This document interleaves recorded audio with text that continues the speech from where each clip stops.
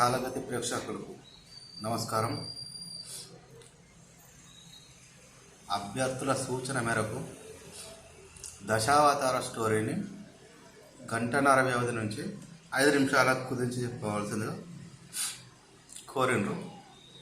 So మనం ఇప్పుడు ఆ దశావతార స్టోరీని ఒక 5 నిమిషాల్లో తెలుసుకోవడానికి ప్రయత్నం చేద్దాం. టైం ఎక్కువ వేస్ట్ చేయకుండా మ్యాటర్లోకి వెళ్ళిపోదాం. ముందుగా మత్స్యావతారం. దశావతార స్టోరీ అంటే దశ అంటే 10 అవతారం లోపల ఎలా జరిగిందని చెప్పాడు. ఎందుకు చెప్పాడు? మనిషి ఈ సృష్టి మొత్తం సృష్టి అనేది ఎట్లా నడుస్తుంది, ఏ రకంగా నడుస్తుందని చెప్పినాడు అన్నట్టు. మనిషి ఒక్కటే కాదు, మిగతా అన్నీ భూమి లోపల, భూమి బయట, భూమి మీద, భూమి లోపల, ఆకాశంలో గ్రహాలు, నక్షత్రాలు, సమస్త జీవ ఏ రకంగా నడుస్తుందో చెప్పిండు అన్నట్టు. దాన్ని ఒక 10 రకాలుగా చెప్పిండు. ఒకటి మత్స్యావతారం, కుర్మావతారం, వరాహ, వామన, నృసింహ, పరాశ, విష్ణు, రామ, కృష్ణ, కలికి ఈ రకంగా తీసుకొని 10 అవతారాలు చెప్పాడు. సో ఆ 10 అవతారాలలో మనం ఏం తెలుసుకుందామంటే, నేను ఇంతకుముందు మీకు ఒకటి స్లోగన్ ఇచ్చిన, దేవుడి గురించి తెలుసుకోవాలంటే నిన్ను నువ్వు తెలుసుకో, నిన్ను నువ్వు తెలుసుకోవాలంటే దేవుడి గురించి తెలుసుకోవాలి. సో దేవుడి గురించి తెలుసుకోవాలంటే ముందు నన్ను నేను తెలుసుకోవాలి. ఇప్పుడు నువ్వు దేవుడి గురించి తెలుసుకోవాలంటే ముందు నువ్వు ఎట్లా వచ్చినావో ముందు తెలుసుకోవాలి కదా. సో ముందు నువ్వు ఎట్లా వచ్చినావో తెలుసుకుంటేనే అప్పుడు దేవుడు ఎట్లా వచ్చినాడు అనేది తెలుసుకోవడానికి సాధ్యం ఉంటుంది. ముందే దేవుడు ఎట్లా వచ్చిండని తెలుసుకుందామని అనుకుంటే అసలు నువ్వేందో తెలియదు, దేవుడి గురించి ఎట్లా తెలుసుకుంటావు? ముందు నువ్వు తెలుసుకోవాలి నేనెవరు. అందుకని చెప్పేసి మనం ముందు మనిషి ఎట్లా పుట్టిండు, నువ్వు ఎట్లా పుట్టినావు, నేను ఎట్లా పుట్టినా తెలుసుకోవడానికి ప్రయత్నం చేద్దాం. మొదటిది మత్స్యావతారం. ఈ మత్స్యావతారం అనేది మేల్ రిప్రొడక్టివ్ సిస్టమ్. మన సీమెన్ ఉంటుంది కదా, వీర్య కణాలు అంటారు తెలుగులో. వీర్య కణాలు ఏ రకంగా తయారైనాయి, ఏ రకంగా ఉన్నాయి, ఏ రకంగా జీవించినాయి, ఏ రకంగా బతికినాయి, వీటి ప్రయాణం ఏంది, ఏం కథ అని చెప్పేది మొత్తం మత్స్యావతారం. సో ఇది ఒక చరిత్ర. దీని గురించి తెలుసుకుంటే మన వీర్య కణాలు ఎట్లా వచ్చినాయి, మనం పుట్టాలంటే వీర్య కణాలు కావాలి కదా, కాబట్టి అవి ఎక్కడి నుంచి వచ్చినాయి, ఎట్లా వచ్చినాయి, అనేది ఎట్లా తయారైనాయి, అవి చరిత్ర అనుకుంటుంది. రెండవది కుర్మావతారం. ఈ కుర్మావతారం లేడీస్ ఉంటారు కదా, లేడీస్కి అండాశయం ఎట్లా ఉంటుంది, ఎట్లా తయారవుతుంది, దాని ప్రయాణం ఏంటి అని చెప్పేది మొత్తం కుర్మావతారం. ఈ కుర్మావతార స్టోరీ గురించి తెలుసుకుంటే ఆ సైకిల్ మొత్తం అర్థమైంది. సో ఇది అయిపోయిన తర్వాత వరాహ అవతారం, వామన అవతారం, నృసింహావతారం. ఇదే స్త్రీ శరీరం లోపల గర్భాశయం ఉంటుంది కదా, ఆ గర్భాశయం లోపల అవతారాలు అన్నట్టు. వరాహ అవతారం ఒకటి ఉంటుంది, వామన అవతారం ఒకటి ఉంటుంది, నృసింహావతారం ఒకటి ఉంటుంది. సో ఈ 3 ప్రక్రియలు ముందు ఏదిగా జరిగేది అంటే, నేను దీనికంటే ముందు వీడియో ఉంటుంది, దాంట్లో మంచిగా క్లుప్తంగా ఒక గంటన్నర టైం తీసుకుంటుంది. అందులోకి వెళ్తే మంచిగా కొంచెం తెలుస్తుంది, ఇంకొంచెం ఎక్కువ తెలుస్తుంది అందులో కొద్దిగా. సో ముందు వరాహ అవతారం, తర్వాత వామన అవతారం, తర్వాత నృసింహావతారం. ఈ నృసింహావతారంలో ఈయనకి ఏంటంటే 2 టైప్స్ ఉంటుంది. ఇటు ఉంటుంది అవకాశం, ఇటు ఉంటుంది. దీన్ని సత్యయుగం అన్నారు, దీన్ని త్రేతాయుగం, ఇది ద్వాపర, ఇది కలిగి. 4 యుగాలు. ఇది ఒకటి డబ్బతిగా పెట్టిన ఏంటంటే, ఇక్కడ ఏంటంటే 2 టైప్స్. ఇటు త్రేతాయుగంకి సంబంధం ఉంటుంది, ఇటు ద్వాపర యుగంకి సంబంధం ఉంటుంది. వాళ్ళకు నరసింహస్వామికి నేను మంచిగా చెప్పిన, మత్స్యము కుర్మము 2 కలిస్తే ఈ 3 తయారైనాయి. ఈ 3 ఇది కలిస్తే నృసింహావతారం అయింది. నృసింహావతారం కలిస్తే ఎట్లా వచ్చిందో ఇట్లా చెప్పిన అన్నట్టు. ఓలో ఎన్ని రోజులు కూడా చెప్పిన. సో ఈ నృసింహావతారం తర్వాత పరాశర అవతారం రావచ్చు, నృసింహావతారం రావచ్చు, విష్ణు అవతారం. ఇది ఎప్పుడైతే అంటే ఇది గర్భం లోపల అయిపోయినాక, గర్భం నుంచి డెలివరీ అయింది బయటకు వచ్చేటప్పుడు అయితే పరాశర అవతారము, అయితే నృసింహావతారం, అయితే విష్ణు అవతారం. ఈ 3లో ఒకటి అనేది ఉంటుంది. ఈ 3 అయిపోయిన తర్వాత పాప బయటకు వచ్చిన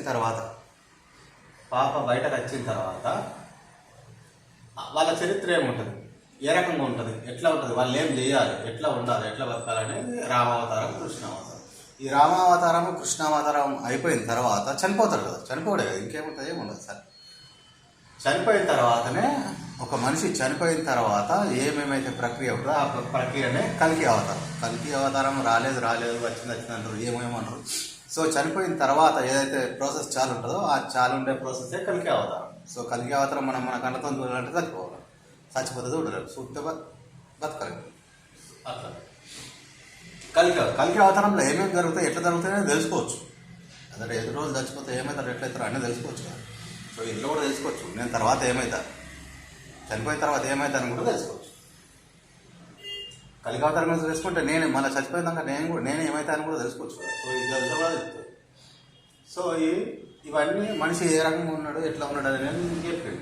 మరి దీనివల్ల లాభం ఏంది తెలుసుకోలేదు. మత్స్యావతారం ఎందుకు చదవాలా, వామనావతారం ఎందుకు చదవాలా, రామావతారం ఎందుకు చదవాలా, అవతారం ఎందుకు చదవాలా అంటే వాళ్ళు రాసి పెట్టిన అన్నట్టు నీ ప్రయాణం ఇట్లుండాలా, ఇట్లుంటే సేఫ్. దేనికి అనుగుణంగా ఉండాలా, దీనికి అనుగుణంగా ఉండాలి. దీనికి అనుగుణంగా లేకపోతే ఇలాంటి సమస్యలు వస్తాయి, ఇలాంటి ప్రాబ్లమ్స్ వస్తాయి, ఇట్లా ఫేస్ చేస్తావు అని చెప్తావు. మత్స్యావతారంలో ఏమైనా సమస్య వచ్చిన సంతానంలో ప్రాబ్లం ఉన్నది. మత్స్యావతారంలో ఆ స్టోరీలో ఉంటుంది ఏమేమి ప్రాబ్లమ్స్ వల్ల ఇతనికి మత్స్యావతారంలో అతను ప్రాబ్లమ్స్ ఫేస్ చేసిండు, ఏ ప్రాబ్లమ్స్ చేసినప్పుడు ఆయన ఏమేమి ఉపయోగాలు ఏమేమి వాడిండు, సేఫ్టీ ప్రికాషన్స్ ఉంటాయి కదా. ఎవరెవరు సలహాలు ఇచ్చారు, ఎవరెవరు సపోర్ట్ చేసారు, వాళ్ళన్నీ ఉంటాయి. వాళ్ళ ద్వారా మనకు పురుషోత్పత్తి వీరకణాలు సరిగా సపోర్ట్ చేస్తలేమంటే దాంట్లో మనకు మార్గాన్ని కూడా దొరుకుతుంది. ఎందుకంటే అక్కడ ఆయన యుద్ధం లోపల ఆయన కోళ్ళను సపోర్ట్ చేశారో మనకు తెలుసుకుంటే ఇక్కడ మనిషి లోపల వీరకణాలు ఏ రకంగా ఉత్పత్తి చేయొచ్చు అది తెలుసుకోవచ్చు. అట్లనే కుర్మావతారంలో, వరాహావతారంలో పొట్ట లోపలకి వచ్చిన తర్వాత కూడా డెలివరీ అయ్యేటప్పుడు డెలివరీ రాకముందే ఫస్ట్ మంత్ సెకండ్ మంత్ లోపల డిశ్చార్జ్ అయితే వరాహావతారం. వామనావతారం 5 నెలల తర్వాత కూడా డివోర్షన్ అయితే వామనావతారం. నృసింహావతారం డెలివరీ టైంలో చనిపోతాడు, నృసింహావతారం. రామావతారం పుట్టిన తర్వాత ప్రాబ్లమ్స్ ఫేస్ చేయడం. ధర్మంగా ఉంటే ఎలాంటి ప్రాబ్లమ్స్ ఉంటాయి, ధర్మంగా ఉంటే ఎలాంటి లాభాలు ఉంటాయి. మనకి మనిషి మీద భూమి మీదకి వచ్చింది రెండే అయ్యేదానికి, అది కూడా వేరేళ్ళకి అయ్యేదానికి, మనం చేసుకున్నాను కాదు. వీలైతే రెండే. మీరు వేరే దీనికంటే ముందు వీడియో చూస్తే మీకు ఇంకా క్లియర్గా ఉంటుంది. టైం తక్కువ ఉంది కాబట్టి తక్కువ చెప్పాలని 5 నిమిషాలు టైం తీసుకున్నాం. సో రామావతారంలో ఎన్ని పాత్రలు ఉన్నాయో అన్ని పాత్రలు ధర్మం చేయడానికి ప్రయత్నం చేసినవి తప్ప ఇంకా వేరే చేయడానికి ప్రయత్నం చేయలేదు. మన కన్నా చూపుతుడు వేరే రకంగా మనకు ఆ ఫీలింగ్ వస్తుంది. రావణాసురుడు కూడా ధర్మంగానే చేసిండు, హనుమంతుడు ధర్మంగానే చేసిండు, వాలి ధర్మంగానే చేసిండు, సుగ్రీవుడు ధర్మమే పాటించిండు, అందరూ ధర్మాన్నే పాటించారు. అదే రామాయణం. కాకపోతే ఆ ధర్మం పాటించడం వల్ల వచ్చిన సమస్యలు ఏంటి, ఆ సమస్యలు ఎట్లా పరిష్కరింపబడ్డాయి, వాళ్ళు ఎట్లా సుఖంగా ఉన్నారు, ధర్మాన్ని పాటించి సమస్యల్ని టేక్ ఓవర్ చేసుకొని మళ్ళీ రికవరీ ఎట్లయినా అనేది చెప్పేది రామావతారం. ఆ రామావతారం స్టోరీ అంటే ధర్మం ప్రకారం బతకచ్చు. లేదు నేను అర్థం కోసం అంటే నాకు రాజ్యాలు కావాలా, పేరు కావాలా, నాకు ఇట్లా ఎట్లంటారు ఇట్లా ఆన్షాన్ ఇట్లా నా గురించి గొప్ప చెప్పుకోవాలి, అట్లా బతకాలంటే ఎస్ అట్లా కూడా బతకచ్చు. ఇంతకుముందు వీడియోలో కూడా చెప్పినాం, టైం ఇంకా 1 మినిట్ ఉంది. సో కృష్ణ అవతారంలో దాంట్లో స్టోరీ మొత్తం ఉంటుంది. రాజ్యాలు కావాలంటే ఏం చేయాలి, రాజ్యాలు వస్తే ఏమేం ప్రాబ్లమ్స్ వస్తాయి, ఆ ప్రాబ్లమ్ను ఎట్లా ఫేస్ చేయాలా, రాజ్యాలు కావాలంటే ఏం ప్రాబ్లమ్స్ వస్తాయి, వీటిని ఎట్లా ఫేస్ చేయాలా, వీటిని ఎట్లా సాధించాలా, కృష్ణ అవతారంలో అన్నీ తెలుస్తాయి. సో లాస్ట్గా మిగిలింది కల్కి అవతారం. కల్కి అవతారం తర్వాత మనిషి చనిపోయిన తర్వాత ఏమవుతాడు, ఏ రకంగా ఇదంతా బాడీ బీడీ అంతా ఎట్లా తయారైన తర్వాత ఇవన్నీ వేసినాయని మళ్ళీ క్యారీ చేసుకొని మళ్ళీ ఏ రకంగా రిటర్న్ వెళ్తాడు. కల్కి అవతారం రిటర్న్ మళ్ళీ మామూలుగా ఎక్కడికి వస్తాడు, ఇక్కడ అయితే మత్స్య అవతారంలోకి వస్తాడు, అయితే కుర్మావతారంకి వస్తాడు. ఈ 3 అవతారాలు, ఈ 2 అవతారాలు కల్కి అవతారం. ఇక్కడ సైకిల్ ఉంది, ఈ వీడియో ఉంది, దీన్ని పోజ్ చేసుకొని కూడా ఒకసారి మంచిగా మొత్తం చూస్తే మీకు అన్నీ క్లియర్గా తెలుస్తాయి.